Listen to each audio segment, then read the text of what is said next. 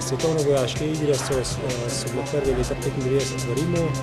Sam namen tega je bil, in tudi kot je moto Mednarodnega sveta za vojaški šport, CIZM, je prijateljstvo skozi šport. To pomeni cilj ustanovitve tega Mednarodnega sveta za vojaški šport leta 1948 po svetovni vojni je bil, da naj se vojaki družijo na športnih terenih in ne na bojiščih.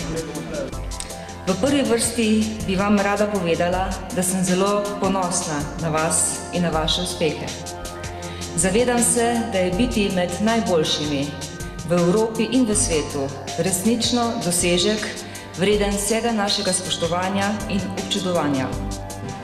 Naša ekipa je že na prvih igrah, takrat smo bili še relativno neizkušeni, šla tja z željo po medalji in tudi v bistvu letos ta želja ne bo nič manjša. Jaz upam, oziroma si računamo, da lahko do tega pridemo. Pričakujem, da se bom nekako vrstila boljš kot lani, se pravi vsaj 13. mesto. Sami treningi so potekali v redu, počutim se motivirana, zelo sem zadovoljna, da mi bo Slovenska vojska omogočila nastop na teh igrah.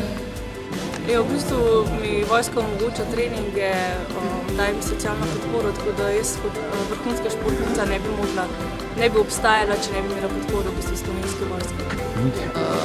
Močna tekma, v bistvu bom rekla, za nas je to tudi super stvar, glede na to, da imamo pač tekmovanja skozi celo leto in v bistvu tudi zdaj končujemo nek tak ciklus, da vidimo v bistvu, kje smo pripravljeni, no tudi za naprej, za nadaljna tekmovanja, ki nas še čaka.